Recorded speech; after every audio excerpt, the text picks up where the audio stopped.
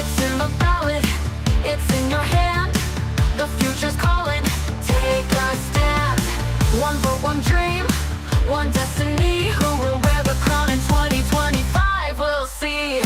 Words are weapons wielded, strong debates get heated. Right or wrong, they paint the town with visions bold. Who will rise, who will fold? Shadows linger, truth will stand. The battle rages from within. One by one they state their case, but only one can win this race. Who will lead this, win this race?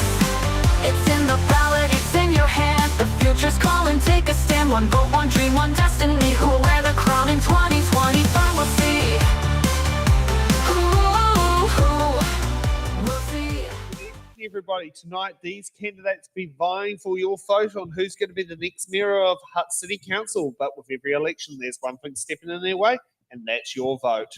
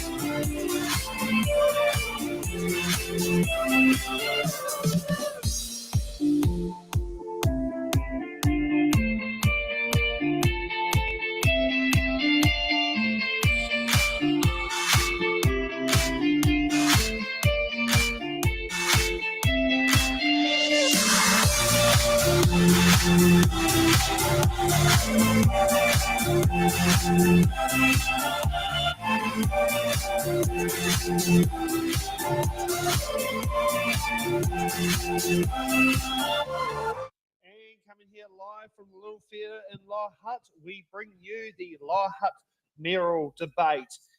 So let's give the candidates a big round of applause for them putting the feet to the its and the ballot fire. Okay, so let's kick off first with Prabha on your 1 minute opening statement of why you should be receiving that tick for mayor. Thank you, Sam. Kia ora koutou, and thank you to It's in the Ballot for creating this space for all of us to connect. My name is Prabha Ravi, and I'm standing to be your next mayor of Lower Hutt. I'm not a career politician. I'm a fiercely independent candidate, a local business owner, and a proud resident who has called the city home for nearly 30 years. I'm running because I believe our council needs a fundamental reset.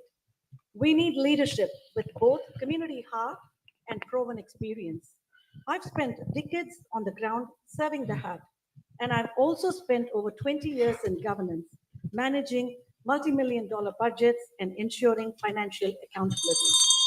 My plan is clear: value for money, a relentless focus on the basics, and getting our parking sorted to bring life back to our city. I'm here tonight to answer the tough questions and to earn your trust. Thank you. Okay, thank you for that. And next up, Brady, your 1 minute opening statement why the Lower Hutt voters should be giving you their tick. Kia ora koutou. Thank you so much, Sam, and It's in the Ballot team for putting us on. Also the crowd here tonight and those watching online, either delayed or watching it live. Thank you so much for taking part in democracy. It's really good to see it in action. My name is Brady Dyer. I was born in Stokes Valley, went to school here in the Hutt Valley, and I've spent my whole adult life living here. It's where I bought my first home, it's where I've started and run a number of businesses, and where my wife and I are currently raising our 11-year-old daughter.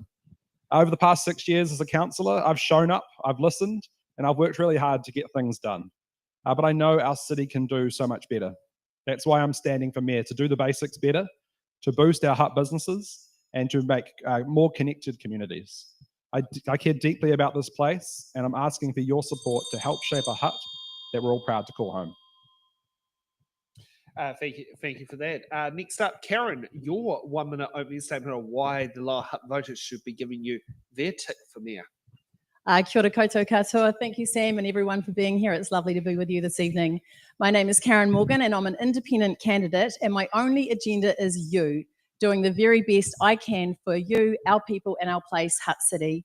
I believe my career to date has positioned me so well for this next step, to be your mayor. I have extensive leadership, governance, management, and life experience, and I have a demonstrated record of proven success, such as building strong partnerships with local businesses. I'm an inclusive leader, which means listening, collaborating, connecting at a grassroots level, and creating partnerships on all sorts of levels. I want our diverse voices to be heard, and I have an active role in our decision making and our vision. What I offer is steady, cool, calm, collected leadership to navigate the upcoming projects like Riverlink, but to also ensure that the well-being of our people is a priority. With me as your mayor, you're in safe hands, and I will do my best to do all I can to deliver the very best for you. Ngā mihi kia koutou, kia ora. Okay, and last up we got Ken on why the Lower Hutt voters should be giving you their tick for mayor.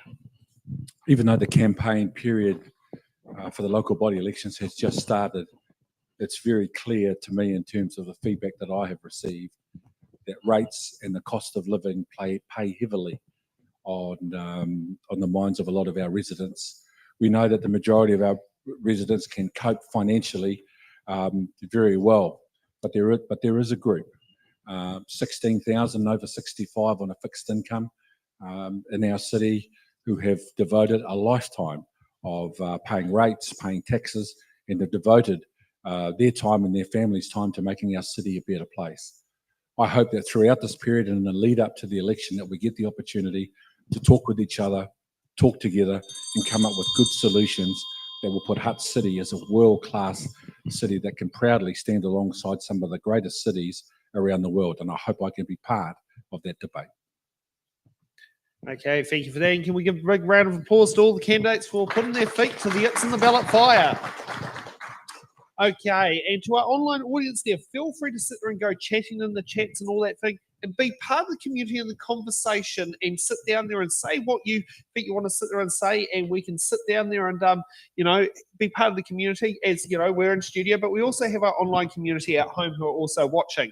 Now, we're up to the first round of the show. These are the box questions. Now, metaphorically speaking, I'm playing not just the role of Selwyn Toogood and Tina Kikabushi here, but I'm also playing the role of their producer tonight. So I've got a lot of things to sit there and do. So we're going to be having box numbers taken off a sheet, and I've got them a nice random set of questions hidden in the boxes here. And also for the candidates, each candidate will get 2 button cards. So if a question is asked from another candidate and they want to sit down there and also give their answer, they can sit there and use one of their button cards to sit there and do it. And also if they get a curvy question they don't quite want to answer, they can always use their defer card and send it to one of their fellow candidates there. And as with fashion with how we do things here, It's in the Ballot, we have a random order sheet that sits there and chops and changes the order every time in the roll. And Brady, you get to go up first. Pick a number between 1 and 28. Let's go number 1. Number 1.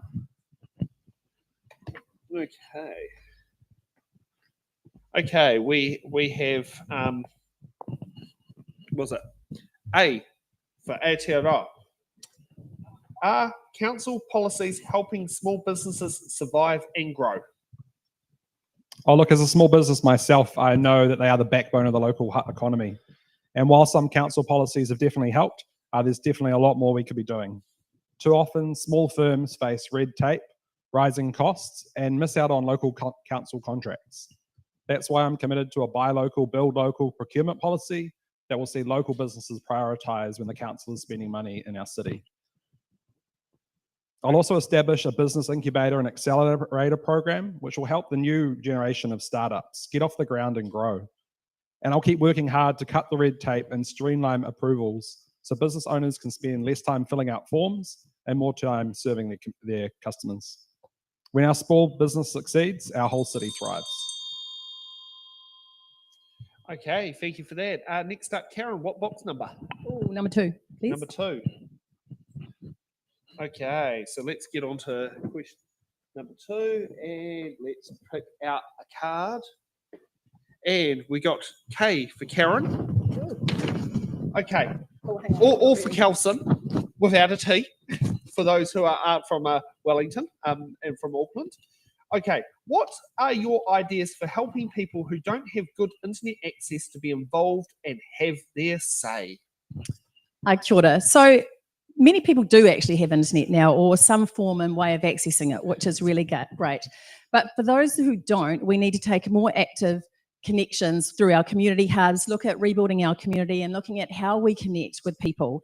And that means going to where the people are. So linking with volunteer groups, linking with organisations, going to where, or looking at influencers who can actually get a group of people together to hear those diverse voices, because they are very important, and important that we can actually collect that data and collect that evidence and hear what's happening for them at ground level, what's on top, what's going well, what's not going so well, what would they like to see in their community. So I think that's a really important part. With our community hubs, there's a really good space there now, but we need to see more notice boards, more maybe digital boards where people, when they go in, can see what's coming up, what's happening, what are the information and notices we can share through those avenues as well. And it gets back down to neighbourhoods, knowing your neighbours, having chats. How can we get that grassroots level conversation going to get people active and get them involved? Okay, thank you for that. Prabha, what box number? Number three. Okay, so let's find out from the question box. So we've got AA for Autocratics Anonymous. Especially should be given for both, was it Putin and Trump, and many others around the world. Thank goodness none in New Zealand. What do you think of local government and local democracy? Local government is the closest level you can be close to the people. Microphone. People. Oh, sorry. Yeah, those at home want to hear you. Sorry. We'll restart the clock. Okay. Local government is the closest level of democracy that people can be with. It must be transparent. It must be responsible and accountable. At its best, it empowers communities to shape their own future. So for me, it is a key part of delivering the core services to the people, listening to them and being with them and doing it for them together. We're all doing it together. Okay, thank you for that. And Ken, what box number? 4. 4? Okay, so let's sit there and okay, we've got F for Fairfield.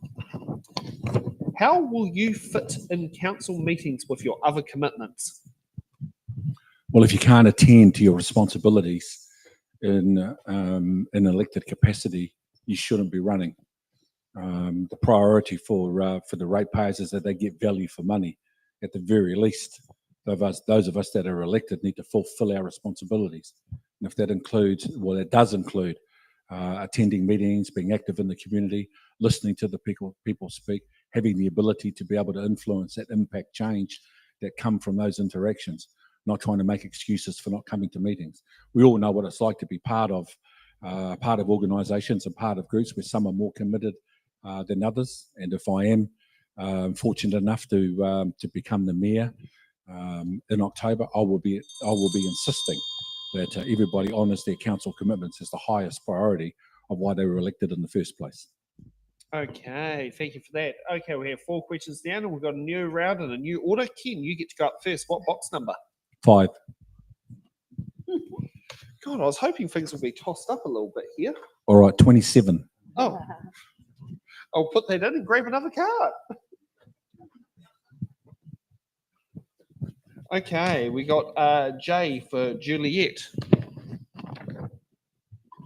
Okay, and could Hutt City Council be more open with its information and meeting access, and if so, how? I think the Hutt City Council, all councils, are actually already very open and very accessible. I think the Hutt City Council was one of the first councils, I think, to go live with their meetings.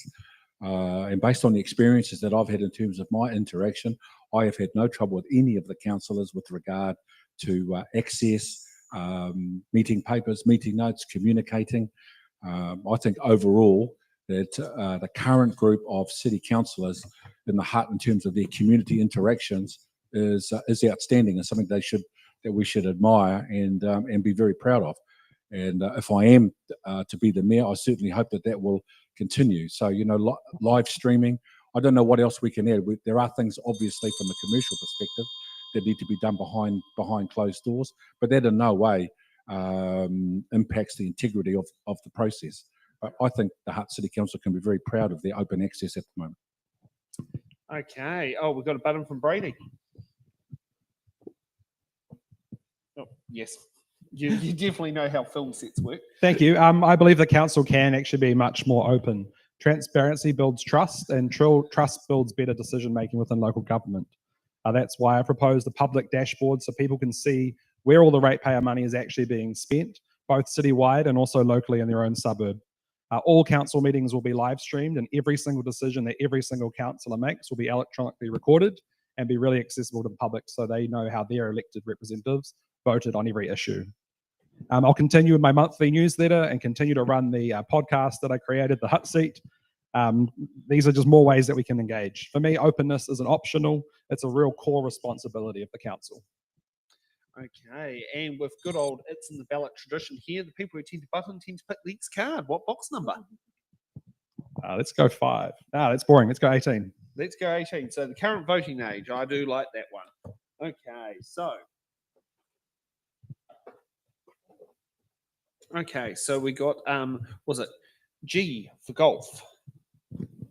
How will you support local businesses and encourage economic growth in Hutt City?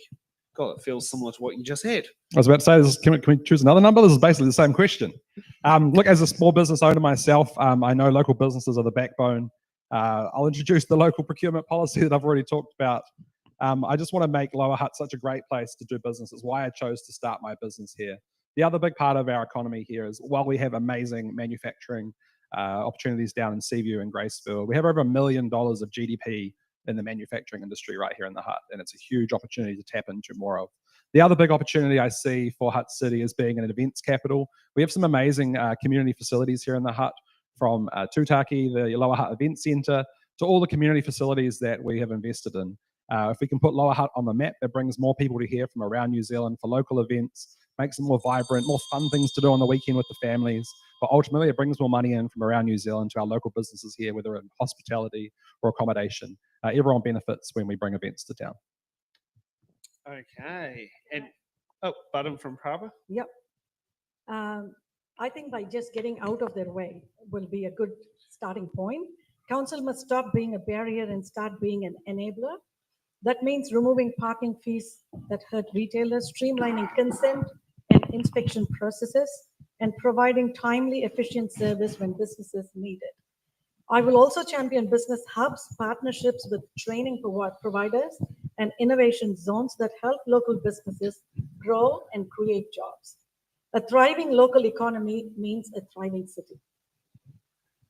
Okay, and with tradition with every button, what box number? 7. 7. Okay, let's get on to box number 7. Okay, we got Z for Zulu. Okay, what initiatives would you support to increase youth employment and skill building opportunities in Lower Hutt?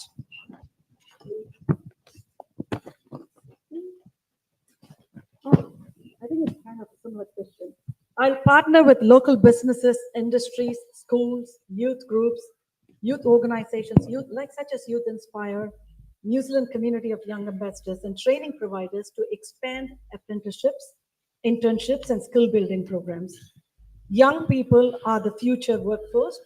We must give them pathways to success right here in the Hutt, and we need to retain them. It's very important that we retain them and not lose them to our neighboring country, and do everything that we can possibly do to hold them back and provide them the platform to survive, thrive, and also to grow in their career, because they are our future and we need to look after them. It's really important. I might button. For my next question. Is that all right? That's fine. You only get 2 buttons though. Look, this has actually been my life for the last 30 years in education, and our young ones are our future, they're our now, they're our leaders, they're capable, they're talented, and we must make sure that we're ensuring there are opportunities and meaningful pathways for them. So that means collaborating on all sorts of levels, with schools, with Welltech, with Open Polytech. And part of the things that I did in my time is actually went out there and linked with businesses, created a partnership, and then looked at what could we look at for jobs. But it's also about ensuring that our young ones are job ready and have the skills so that they can actually go into those jobs and do really well and have a success pathway. So part of that is that wraparound, and that's so important that we are doing that on a collaborative level across our city. So what I'd like to say is that for me, our young ones are our now. We must invest in them and continue to do all we can for these pathways. And now, what box number? 12, please. So 12. Okay. Okay, we got I for indigo.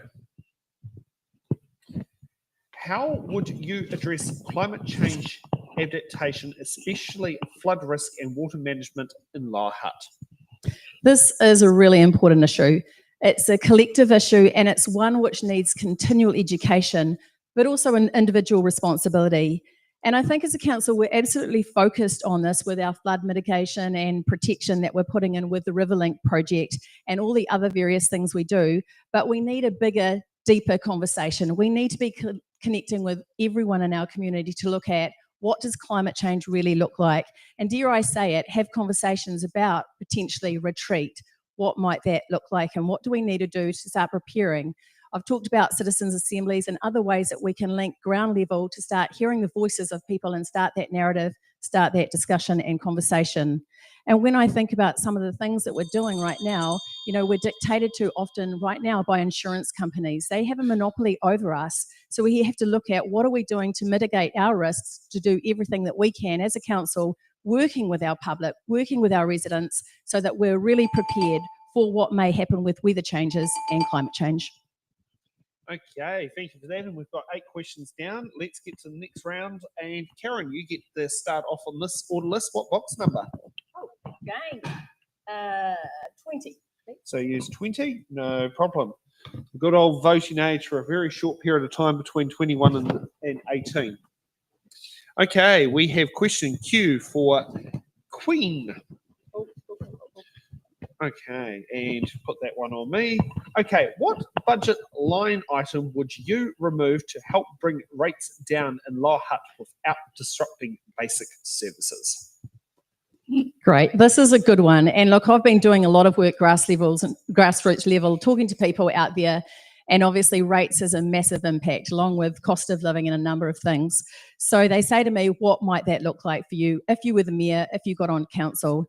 And firstly, I would look at doing an independent review of our budget to look more closely in transparency of the organisation and staffing as well. So not only the budget, but what's happening in council, what's happening with the staffing, and then make decisions based on that evidence and what's presented to us. I think one area that the residents are talking to me about is contractors. How many contractors did the council have? We don't know. We can't see what it looks like. We don't know what the business even looks like. So they want to know if we're understanding. I think that's about clear communication, absolute transparency, absolute accountability, so that we're all connected and having really clear messages about the decisions that we make moving forward. Okay, Brady, what box number? 11. 11, no problem there. Let's get on to question number 11. Okay, we got O for Oscar. What do you see as the biggest challenges facing your community? Oh, look, undoubtedly the biggest challenge facing our community right now is rates affordability, alongside the massive investment that we need in our infrastructure. The reality is, for decades, previous councils have underinvested in things like water, leaving us with some really big backlogs. When I was first elected in 2019, there was 250 kilometres of pipes that needed to be renewed right then. And at that stage, they were doing about 1 to 3 kilometres a year. So you don't have to be a mathematician to work out how long that would have taken to get through the backlog. At the same time, we're facing a once-in-a-generational project like Riverlink, an opportunity for us to reimagine the city while we look at the flood protection to reshape our city. These challenges are huge, but with the right leadership, we can turn these into amazing opportunities. My focus will be on delivering the infrastructure we need while also keeping rates affordable and reconnecting council with the community so people feel part of every decision we make.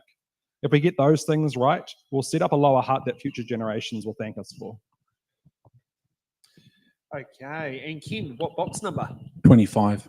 25.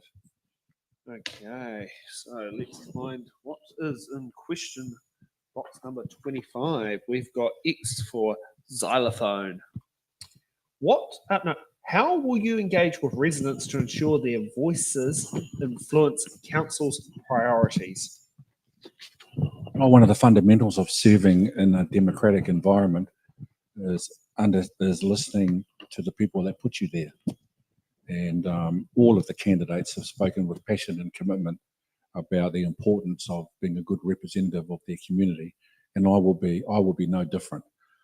It is important to have very good relationships with the communities, with the whānau, with the neighbourhoods, with the schools, with the areas that have required. There are areas in the Hutt that require more support than others, and of course the all-important mana whenua relationship, in my view, will go to another level with Te Awa Puki Tapu coming in as the new Māori ward representative as well. So listening, talking and engaging is a very, very important part of being a good local body elected person.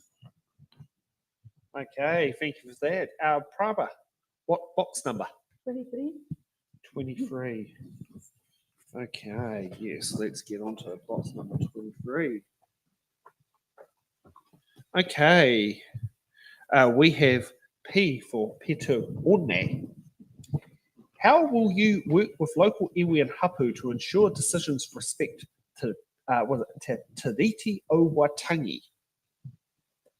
It's very, very important. Partnership with mana whenua must be genuine and not tokenistic. And I understand that Hutt City Council has already got an excellent partnership with mana whenua, which I completely endorse and support. And we need to be continuing that relationship strongly and keep growing it, respecting the tikanga and ensure the tiriti obligations are central to our decisions. Our shared future depends on our strong, respectful partnership. So it's critical. Okay, so we have gone through 12 questions and we've got another round. Prabha, what box number? Oh, me again? Yeah. 6. 6. Okay, let's find out what's in box number 6. We got E for opponent. What are your priority areas for expenditure? I love this. My top priority is delivering core services efficiently. All our roads, rubbish, waste, all of those sorts of things, doing it very, very well. Beyond that, ensuring we've got 2 major projects that are coming up, which is the River Link and also transferring our water services to the new entity. So we want to be really focused on delivering that on time within budget, and it's extremely important that all our energy is focused on getting that done with minimal disruption to our people when they have to. It'll be about 6 years, 7 years by the time we deliver River Link, hopefully. And so we need to make sure that we do it on time. Ratepayers must know their money is going where it matters. Most services that keep our city moving and keeping our people safe as well. I think that is also critical now in these days, keeping our community safe. It's extremely important. Okay, next up, Brady, what box number? 17. 17. Oh yes, that mysterious age we enjoyed in the army. But can't serve overseas. Correct. Oh yes, you remember things It's like from I've been earlier listening to the show. show, Sam. Oh well, that's good. That's good that we know our candidates actually also want to be helped being informed voting. What's your stance on residential development and housing supply in Hutt City? Sorry, what was the question number? Question number S for Saira. Look, I'll support increasing housing density, but making sure it has to be done well in the right places. This means encouraging it close to our transport and our services and where the infrastructure is able to handle it, but also making sure that new developments are designed with quality urban spaces and good green spaces around them too, because they become an extension of those houses. I also believe developers need to pay their fair share for infrastructure for their projects when it puts more demand on the existing infrastructure so that existing ratepayers aren't left carrying the whole cost. Getting this balance right is crucial. We absolutely need more housing to keep being, and we need to keep it being affordable, but it must be well planned so it strengthens our neighbourhoods and doesn't create long-term problems for future councils and mayors to deal with. Okay, thanks for that. Ken, what box number? 24. 24. Okay. Okay, we got C for Charlie. What steps should the council take to protect biodiversity and manage pests? Well, firstly, our relationship with the Greater Wellington Regional Council and their biodiversity program, pest control program is very important. Making sure that we are well connected to our communities. They've been under a lot of pressure in recent years in terms of funding, volunteers, having people available, having services delivered. The whole biodiversity program and pests has been a constant challenge. I've been on the regional council for a few years, and there are some issues in that area that need to be addressed. And hopefully, in the first year, we can make some significant progress in that area. Okay, thanks for that. Karen, what box number? 25. 20. No, sorry, that's been taken. 30. Oh, how many boxes? 25 have we got? How many 28. 28. Yes, no, that's a bit of a change since 2022. Okay, so, oh no, I want that camera there so it gets onto me, and we got B for Bravo. Is rate money being spent responsibly? Gosh, have I got the best question. Rates is obviously the topic of the moment, and people are really hurting out there, as I've said before. So we do need to look at this with a new council. What are we going to do? And the call is from so many people I'm speaking to is that we really need to do a budget review and have an independent review, actually, so there's no bias and we can actually see what's really going on. With that, we're also getting a new water entity, and when we get a new water entity, there's absolutely going to have to be a reset. So looking at the budget, looking at the water entity, it's time to look at what's going on. I think the thing that's coming through from people when I speak on ground level is they really want to know what's happening with their money. They don't mind paying rates, but they need to know what's happening. There needs to be more transparency, more accountability, and more communication so they know exactly what it means and what it looks like. And I think for them right now, they're feeling there's a bit of a divide and a bit of a breakdown and a bit of a being done to as opposed to being done with. So that needs to change. Thank you for that. Okay, so we've had 16 questions now, and let's get around to another round of questions with a new order. Brady, what box number? Let's go 16 if that's what we're up to. Yep, yes, the driver's license age, and the age that some people want voting to be lowered to. Now we've got number 2, and we got V for, was it Violet? Okay, how would you advocate for central government funding for key infrastructure projects in Hutt City? Oh, look, I've already proven that I can help secure major investment. The council I'm currently part of has secured $1.5 billion between the regional council, the central government, and of course, Hutt City Council. As Mayor, I'll continue to build on these strong relationships that I've already got with ministers and agencies, making the case why investment in our city is actually an investment in the region. It's about showing government the value that we bring, whether it's resilient projects like flood protection or innovation through the Gracefield Innovation Quarter. I'll also work with our neighbouring councils and also the Hutt Valley Chamber of Commerce, who do amazing work and don't get enough recognition in Lower Hutt. They have a very ambitious plan to grow our GDP by 35% by the year 2035, and I'm absolutely on board with their plan.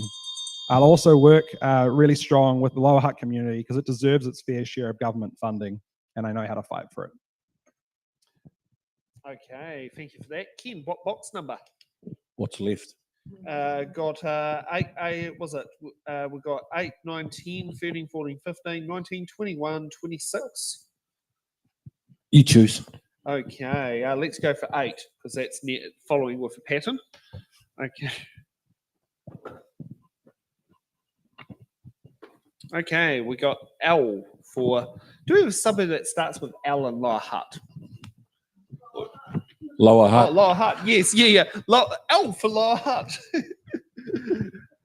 Okay. How would you enhance community facilities, recreational spaces, and cultural services in Lower Hutt? Well, if we want our services and we want our facilities and we want our spaces to have their potential maximised, then we need to have people. And if we want to move the city forward and we want to be active, the investment, the significant investment that the council has made in establishing these facilities, spaces and services need to be supported. There's all sorts of talk in the education system about the lack of opportunities and the lack of exercise at a young age for our young people in year 1 and year 2. At school, there are opportunities there. I travelled New Zealand frequently in recent times and seen the opportunity to put on events involving local participation and regional participation and maximising, as I said before, the potential of our community services. Aotearoa Māori Rugby League is one such example that have been outstanding in New Zealand in using community facilities. Okay, Ken, what box? No, sorry, not Ken. Karen, what box number? It's what happens when we're next door to each other on the list. 21, I think, was available. Oh, yes. The good old age when my grandma graduated from Teachers Training College. Well, actually, it was a little bit before she turned 21. Okay, and let's get to there. D for Delta. What is your view on residential, commercial, and industrial growth in Hutt City? Thank you. I think what's most important is we need a shared vision for our city and a strategy that moves us forward together and collectively. So growth needs to be well planned and sustainable. In Lower Hutt, we're looking at about 40,000 residents over the next, being increased and growing over the next 30 years. So we need to ensure that if we're going to have this growth, that our infrastructure can cope with that growth and is absolutely ready, sturdy, and we make sure that it's working 100% correctly. So with Riverlink, we're going to have a whole lot of opportunity as well to look at what we do with the residential, commercial, and we've got some great areas like Gracefield Quarter. So it's an amazing site, and we want to ensure that we're attracting continually innovative businesses who can come and be supported, and we can invest in them, invest locally, so that we can employ locally, which is really important. Can I add to it, please? So, a button? No problem. Sure. This is just on the industrial growth. I think industrial growth is where the city has untapped potential. I want to position Hutt as a center of excellence for manufacturing and technology and R&D. I think that means attracting investment, providing skill-based training for our young people and creating jobs. Growth must serve residents and strengthen our economy, not overwhelm infrastructure. So for me, I think we've got a huge potential in the Hutt to attract more manufacturing and technology. Okay, and with tradition with every button, Prabha, what box number? 14. Yeah, we can do 14. Let's sit there and find out what question number 14 is. What box question 14 is. Okay, we have U for uniform. How should Hutt City work with the regional council to improve local public transport? Public transport has been one of my policies that I'm standing for as well. Public transport must be affordable, must be reliable, and must be frequent as well. So I will be a strong advocate with the regional council to be making it as affordable as possible, but also really looking at the big picture, connecting our Hutt City to Upper Hutt and also to the other side of the city. We should have buses going from Petone to Canada North or to Chiltern Park, and then go to the other part of the city. So I will be an advocate to ensure that we are well connected across the Wellington region and also making it affordable, reliable, and frequent. Okay, thank you for that. And it looks like we've got through 20 questions so far, and we get a new list order. Karen, what box number? 27. That not taken, but we can take 26. Cool. Okay, so let's find out what's in box number 26. Doing well on the speed. I like this. Okay, and we got Y for yellow because our American, dual Kiwi American, doesn't like the phonetic alphabet version.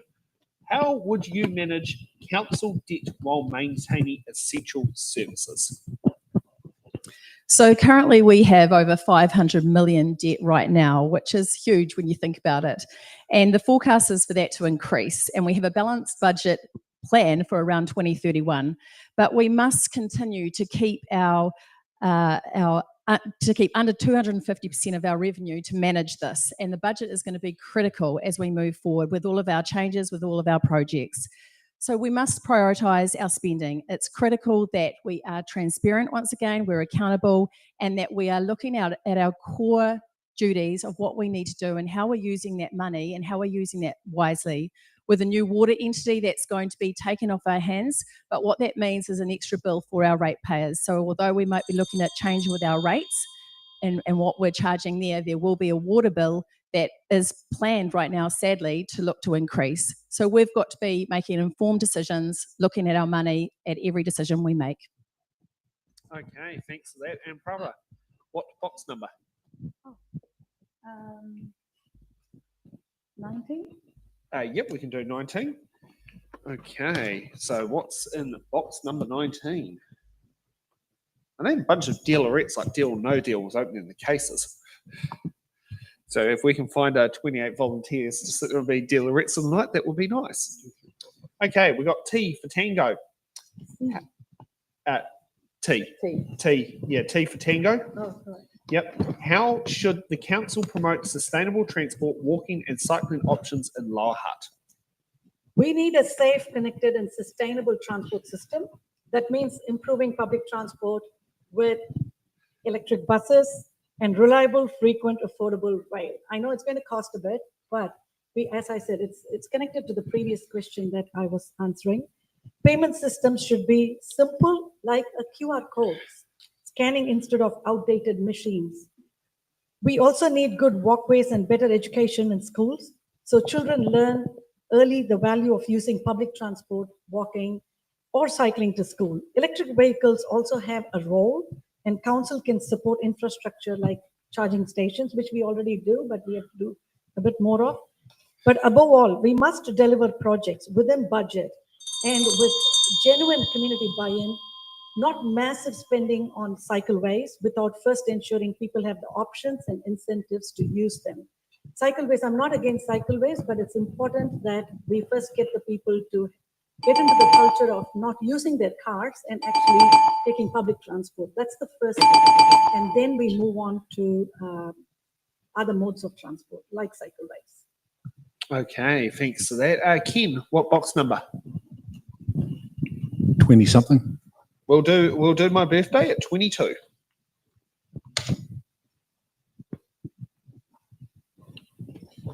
Okay, we got was it W? And I'll get this right one for Wainui o Mata, because I know I don't want to be chased out of town. Okay, how will you balance the interest of different communities within Hutt City? Well, in my lifetime, the change, the diverse way that our city has changed, the new immigrants who have come in and made an enormous difference for the good of our city. Whether or not they get the acknowledgement, the recognition, the funding they deserve has always been a moot point. I think a few, if not all of us on the stage, were at the recent opening of the BAPS temple in Nainai recently, which I thought was an outstanding example of progress, development, humanity, those kinds of, traditionally we've been used to marae type settings and the role that mana whenua play, but with the arrival of the huge new immigrants in the last 30 years has made our city a much better and much more diverse place to live in. Okay.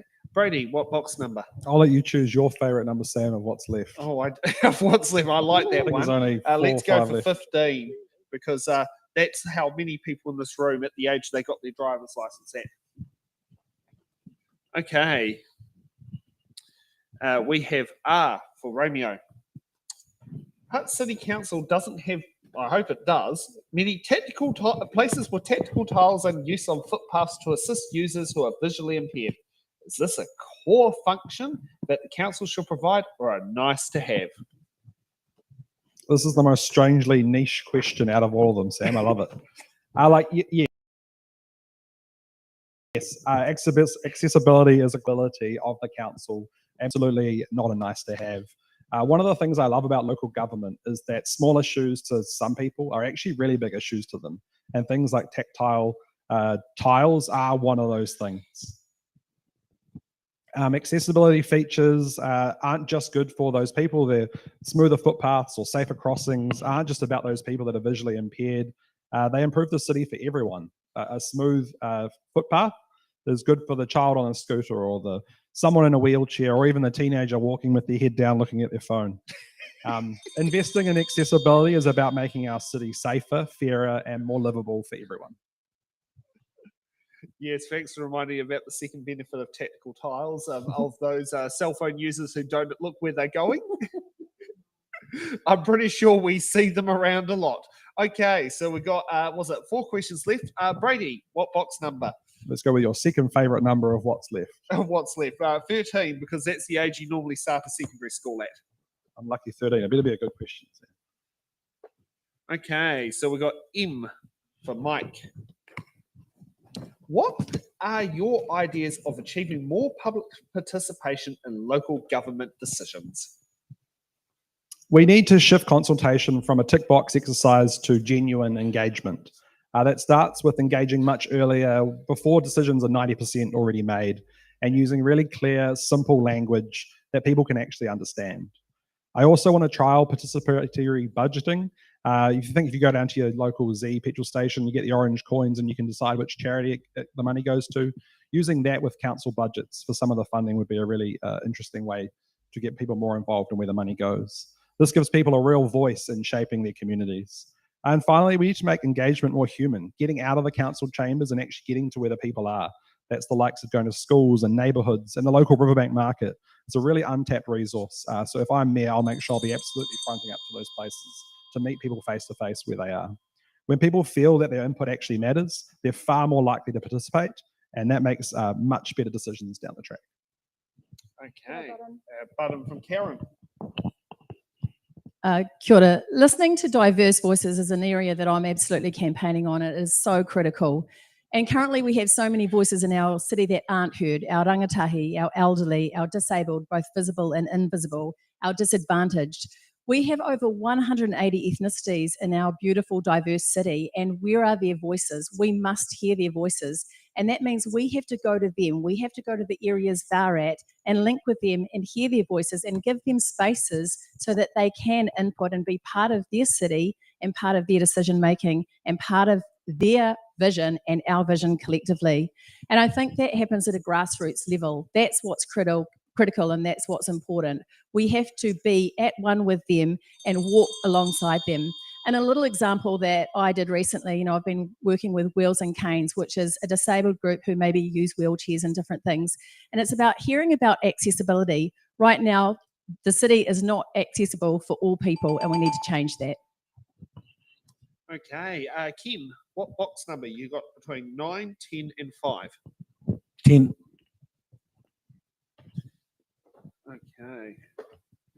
Okay, we got letter AB for Alpha Bravo. What's your biggest priority for the next term, and how do you intend on delivering on that?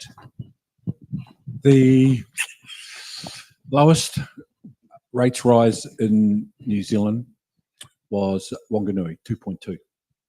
The highest was Clutha, 15.7.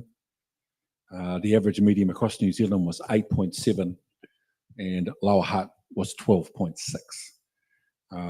As I said in my opening statement, there's nowhere that any of us can go at the Hutt in the build up to this next local body elections without the rates coming into play, the cost of living, public transport, all of those issues that all of us are passionate about, and we only want the best for our city. The biggest priority for us is to do the right thing by our community. Everybody's got a line by line review. Everybody's got an idea around bringing in an independent person, but what the community really want is they want meaningful change. They want to see some tough decisions made. And as you raised earlier, the difference between nice to have and must have are decisions that I think have been avoided in recent times. Okay, and we've got a button for Brady. Yeah, I'll just butt in there like, yep, we have all agreed to do a line-by-line review. I think I'm the only one not saying an independent line-by-line review. That means paying more consultants and more contractors more work to do what is ultimately the mayor's job and the elected people around that table. Absolutely, we need to do a line-by-line review. But ultimately, it's going to be a judgment call for the newly elected council about what we do more of and what we do less of. At the heart of it, getting back to the basics is absolutely core. Fixing the roads, the footpaths, the streetlights, the water infrastructure, the stuff people expect us to invest money in. So absolutely, I'm on board for a line-by-line review, but I won't be paying someone else to do my job. Can I just button on that, please? No, you used up your buttons, but sure. Yeah. Yeah, I think I see the independent financial review as a key investment to really bring to light where we have missed the plot. And we really need to be working hard to understand where have we spent our money, where has all the money gone, wasteful spending. And by not doing an independent review, we're not going to get the real picture. We need to be very honest about it. Thank you. Okay, and Karen, what box number between the choice of 9 Okay. and 5? We'll go for 5. Okay, we got H for hotel. Yeah, that's the camera I want. What skills and experiences do you have that you believe would be beneficial to you as mayor? Thanks. I think what we need right now is steady, cool, calm, collected leadership. A leader who has walked the talk, who is a person of action, who has been in those positions, who has had a proven record of success and demonstrated leadership throughout their lives. And that's me. And I guess what I bring is experience around governance, around being on national boards, around management of 60 staff plus. And I want to be able to bring those skills to really build a team and create a really cohesive team so that together we can build a culture of support and a culture of success across Hutt City, because I think that's our direction and that's what we need. So then we can look at the big issues. We can look at what's happening with our budget. We can look at the core needs of our city and what becomes a priority when we're actually clearly communicating, working together and working for the best interest of our residents and our city. Oh, okay. Gee, Ken's the only one who hasn't buttoned tonight. You can button. Okay, go ahead. Cool.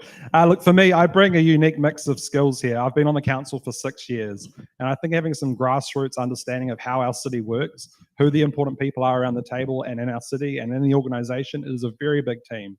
And being able to hit the ground running on day one is crucial to delivering for our city. Alongside 6 years as a councillor working hard, I've also got 20 years of business experience. So I understand the real world challenges on both sides of the fence. My leadership style is grounded in trust, integrity, transparency, and collaboration. I know how to bring people together, inspire confidence, and get results. That's the kind of leadership needs right now for our mayor. Okay. And Prabha, you've got a choice of one box number of number 9. What box number would you like? Is it 9? Yes. Right? No. Okay. So we've got N for November. What will you do to stop poor council expenditure, allocate resources to critical infrastructure, and rein in huge increases? I think I've answered that question just now by saying I'm going to commission an independent financial review and put every line of spending under the microscope. We must cut vanity projects, reduce outsourcing, and stop wasteful spending. Savings will be redirected to critical infrastructure. My focus is simple: deliver value for money and stop the endless cycle of huge rate hikes without service improvements. So that's pretty much what I will be doing. Okay. Thank you for that. So we have exhausted all the box questions out. So just a bit housekeeping before we get to the break. It's in the Ballot is an independent non-profit organisation focusing on bringing candidates and voters quality information on what they have to sit there and vote for. It's in the Ballot is funded by small dollar donations from our viewers and our supporters. So if you'd like to tonight, you can if you can sit there and help us, you can sit there and donate to our Give a Little page. You can also use the Eventbrite Koha ticket option, or you can also head to itsintheballot.nz and click on donations to do a direct credit deposit into our bank account. And new to YouTube, we have recently gained YouTube partnership. So if you'd like to sit there and put in a super chat if you're watching live, or a super thanks if you're watching later on, you're welcome to do so. And the cost to sit there and bring these free It's in the Ballot shows that have happened today has come to a cost of a venue hire of $937.50. We also have a $14 charge for the Starlink connection, a $31 charge for the rehosting, and a $100 fuel provision for fuel, and $50 provision for refreshments. So if you'd like to sit there and help the It's in the Ballot cause, you can do that, and I'll see if I can get Laura to flick up the QR codes for some merchandise where you can buy a 2025 themed It's in the Ballot shirt or a 2025 themed It's in the Ballot hoodie. So we're going to take a quick 10-minute break here, and then we'll be back after the break for hard-hitting questions.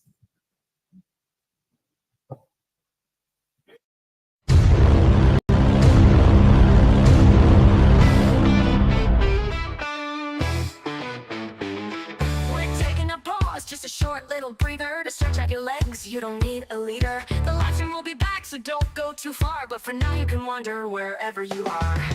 Intermissions aren't really a thing anymore, but we think they're cool, a tradition to adore. A moment to breathe, have a laugh, maybe chat. There's magic in breaks, and we're keeping that. Head to the lobby, I mean your kitchen with glee, for snacks that are tasty and drinks. Fill up your plate, pour a glass, take your time, then come back refreshed. We'll resume on a dime.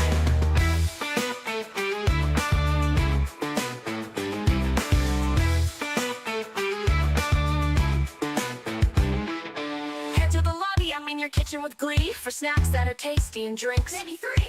Fill up your plate, pour a glass, take your time, then come back refreshed. We'll resume on a dime.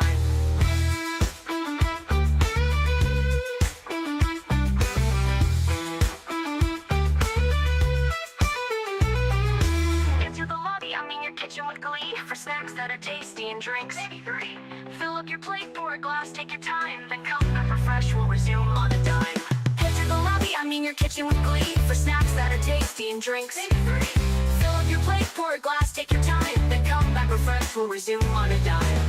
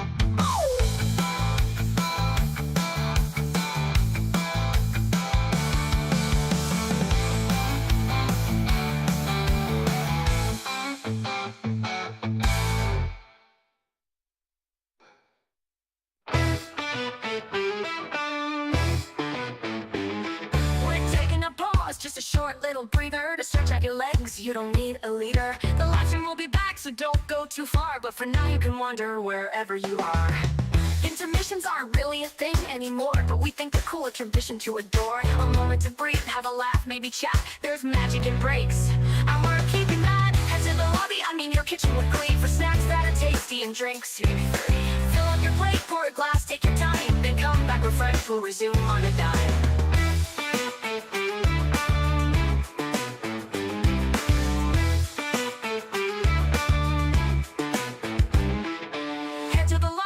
Your kitchen with glee, for snacks that are tasty and drinks. Maybe 3. Fill up your plate, pour a glass, take your time, then come back refreshed. We'll resume on a dime.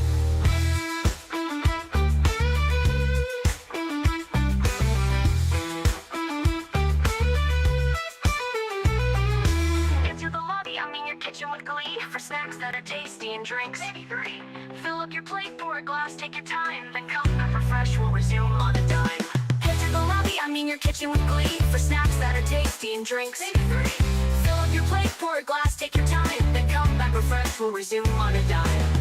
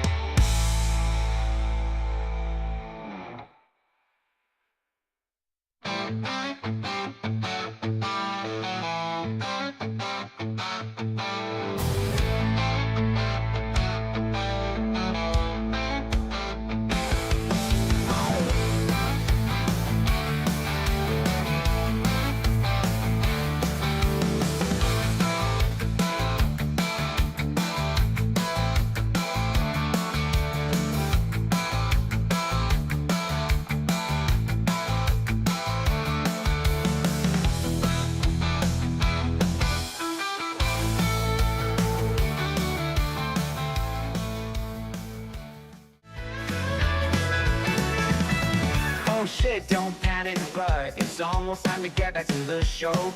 The candidates have stretched their legs, been partying, taking a break. There's still hard-hitting questions, closing statements and stuff you wanna know. So grab those snacks for their answers and prep for decisions you need to make. Oh, oh, oh, oh, oh, oh, oh, oh. The candidates have stretched their leg. The candidates have stretched their legs, been partying, taking a break. Oh, oh, oh, oh, oh, oh, oh. There's still hard-hitting questions, closing statements and stuff you wanna know. So grab the snack you wanna know. So grab those snacks for the answers and prep for decisions you need to make. Oh, oh, oh, oh, oh, oh, oh, oh.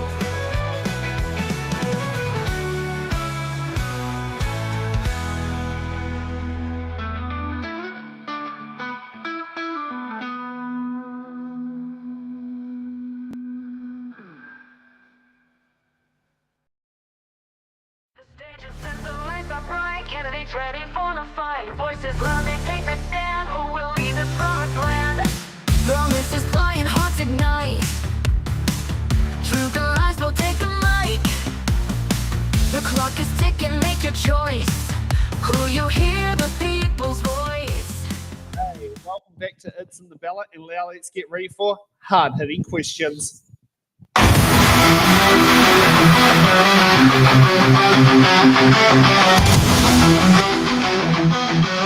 Hard-hitting questions. We're not gonna make a running.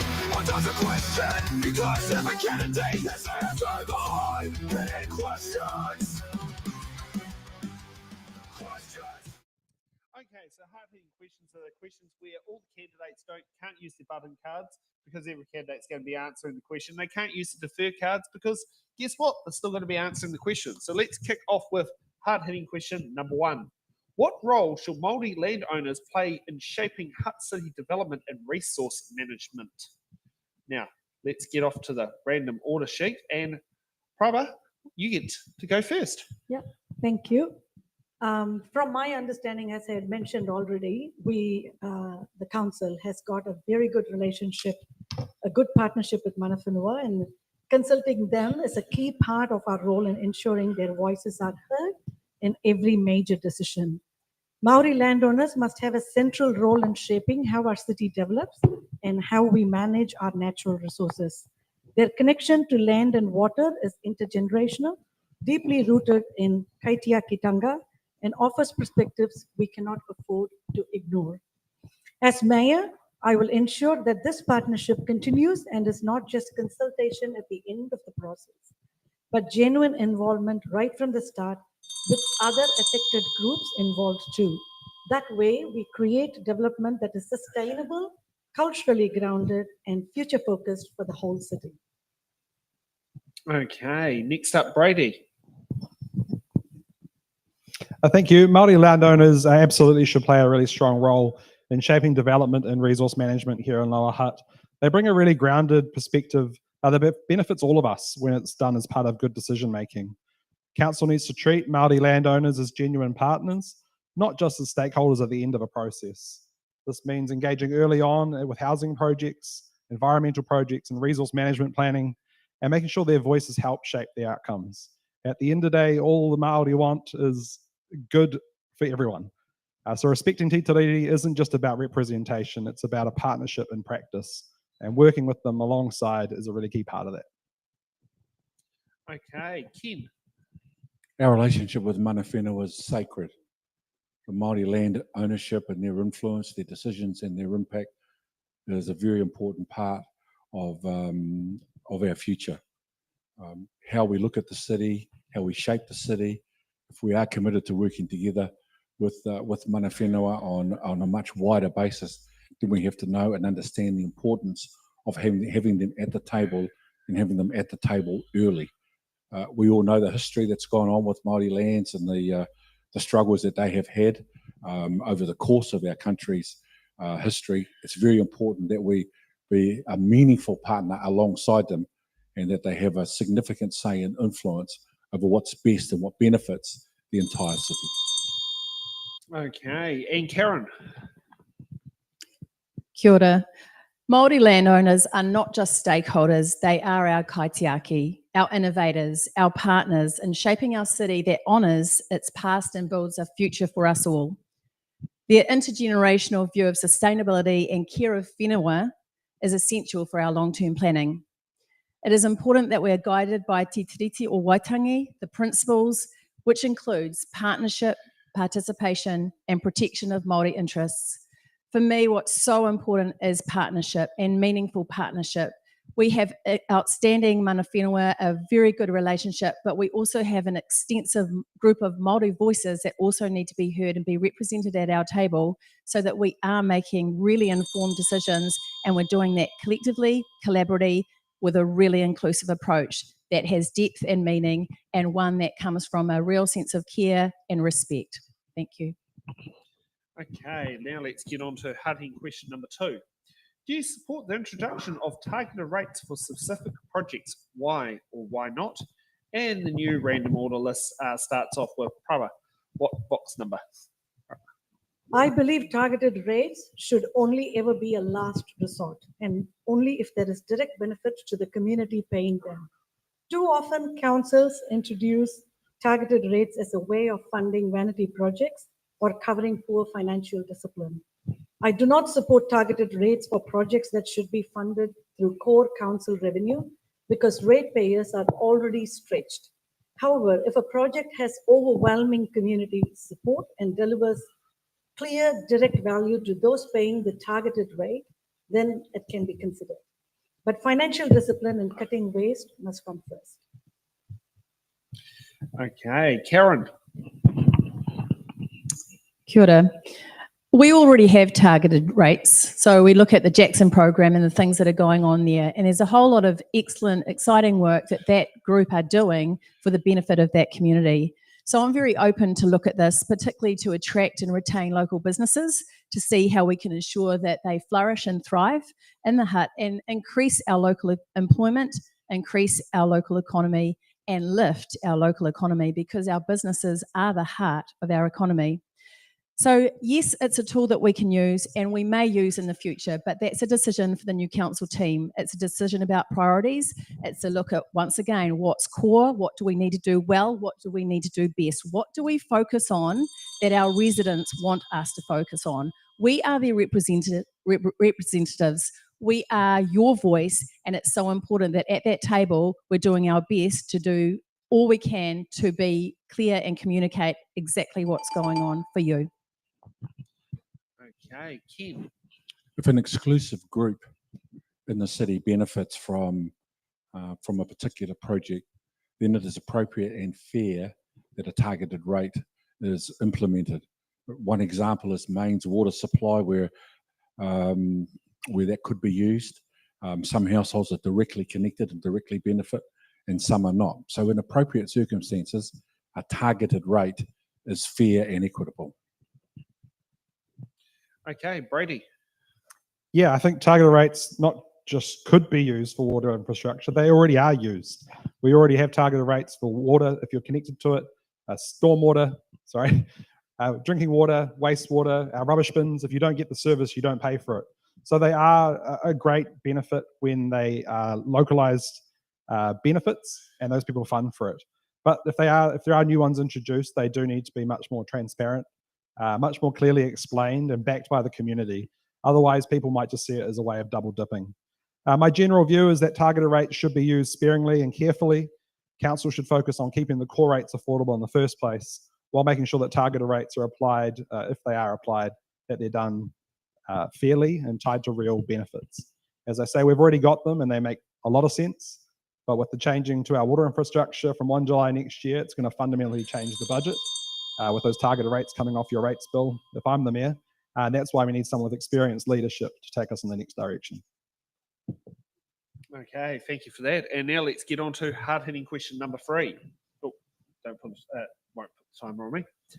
What is your position on retaining Hutt City Council's Manakarangi ki Tai Māori Ward and Greater Wellington Regional Council Te Opoko or Te Ika a Maui Māori constituency, and why do you hold that position? And Brady, you get to go first. Yeah, absolutely support retaining the Manakarangi ki Tai Māori Ward that we have here, and also the regional councils one. Acknowledging the person in the crowd that got in with unopposed. Congratulations. I'm a little bit jealous that you don't have to do any campaigning and be up here in the spotlight.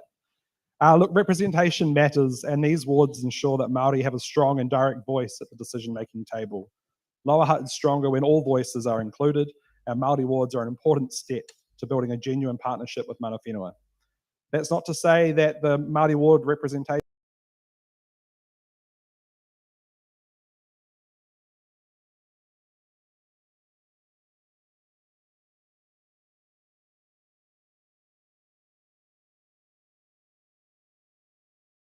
improving this partnership so it's meaningful. Te awa kairangi ki tai Lower Hutt.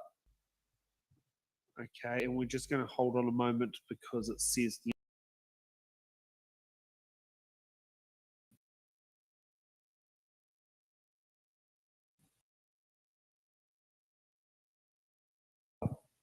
Okay, it looks like we've come back after probably having a tree branch or something went over the Starlink dish at the back.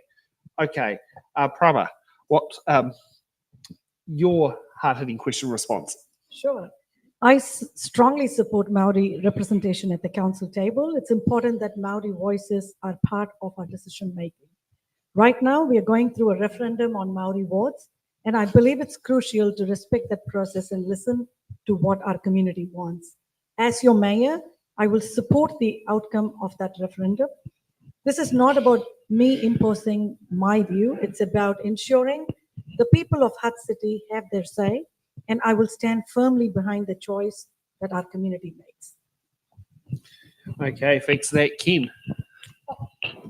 The opposite of diversity is uniformity. The opposite of equity is inequity. And the opposite of inclusion is exclusion. And as leaders and as potential mayors, these are issues that will challenge us as the dynamic of our society changes. Representation, Indigenous representation, Māori representation are very, very important tools for us if we want to live in an environment where we respect diversity, equity, and inclusion. And as New Zealand continues to change and the Hutt changes as well, you know, bearing in mind that we're not that far off, Asians being 17% of the New Zealand population. All of these things add to the rich dynamic of living in an engaged community. Okay, and Karen. Kia ora. It's very important that we have Māori wards. It's so important to me that I went to Parliament and made a submission, and that's how deeply I feel this is important, to say we absolutely need Māori wards, but we should not have to have a referendum to have the decisions made by council through that avenue. So it's really disappointing that that's happened. However, we are where we are, and so now more than ever, that referendum is going to be really important, that all of you do go out and vote, because it's a critical vote and everyone needs to decide on their future for us and Aotearoa. In respect to Greater Wellington Regional Council, I think we have a good partnership, and I think we can continue to build that partnership and work as strong partners together in our decision making, being open, being transparent, talking about what's coming up and our projected future focuses and things that we are putting our energy into. It's about collaborative approach, being inclusive, and really want that to be a strong partnership. Okay, and it seems to be we are running a little ahead of schedule. Now, I've had people throw their questions into the chat as they do all night long. Some of them have actually been answered in the question boxes anyway, but one that hasn't been is living wage. So would you be keen to answer a on-the-spot question about living wage? Should Hutt City Council, as an employer and also as its contractors, be an accredited living wage employer? They are. Sorry? They are. They are, and should retain it?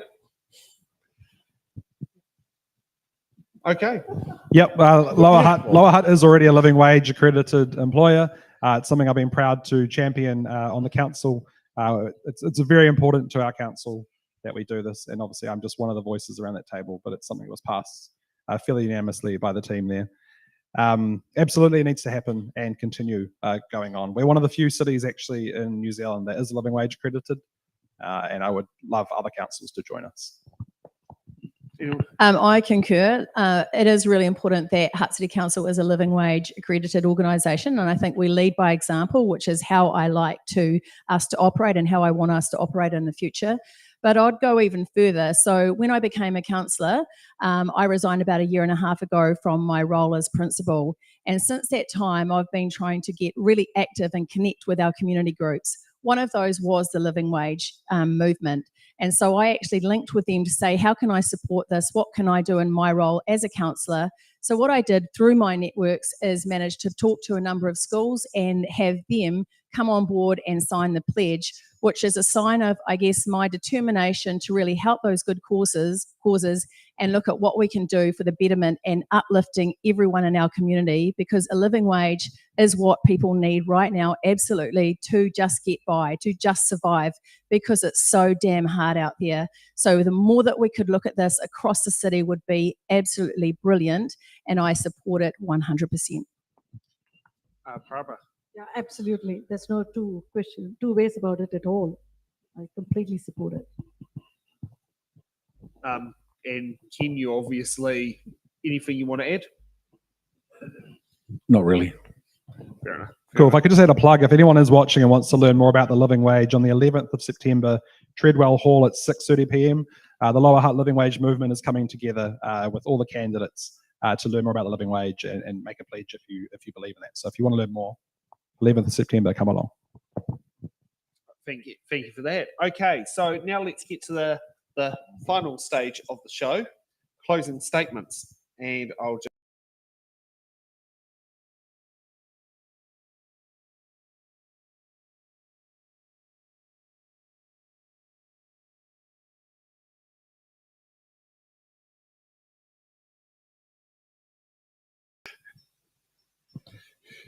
to go, and then we can pack away Starlink.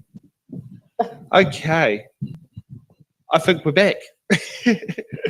Okay, Ken, you get to go first. A leadership that unites and priorities that deliver two of the main messages around my campaign.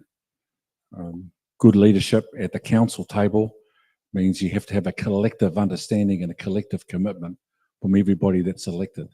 Those of us up here individually, we can all have our own ideas for sure, but we need, most importantly, to have a group of councillors elected that are on exactly the same page and exactly committed. And we talk about priorities, we have to keep looking at rates, we have to keep looking at where we spend our money, we have to be very frugal, in my view, with our thoughts with regard to change, and we have to be prepared to be fair, but at the same time, there are some tough decisions to be made.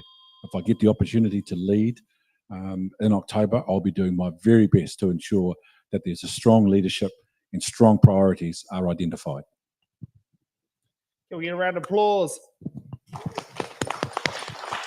Okay, Prabha. Thank you. Thank you everyone for being here. Appreciate your time. The choice at this election is clear. It's a choice between more of the same or a fresh start with a leader who's independent and accountable only to you. My commitment is not about politics. It's about practical, common sense solutions.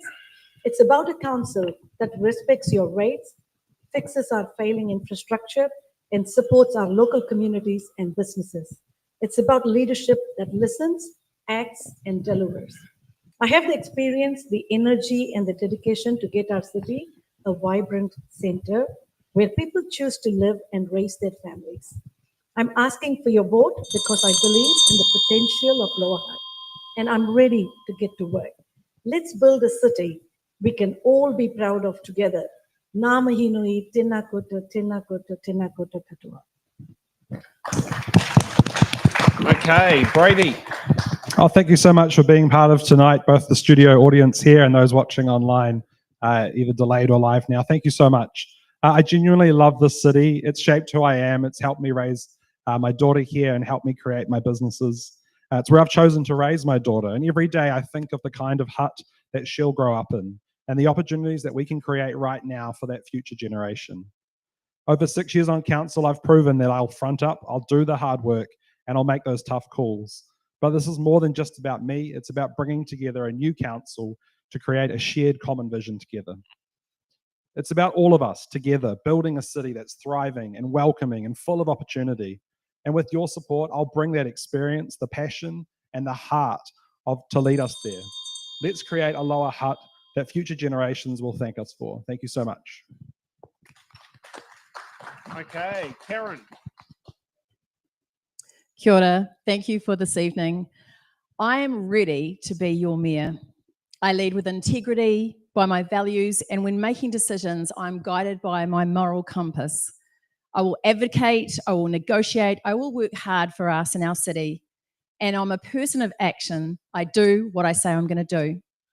I have extensive leadership, governance, management, and life experience, and I have demonstrated a record of success through my career, such as building strong partnerships with local businesses.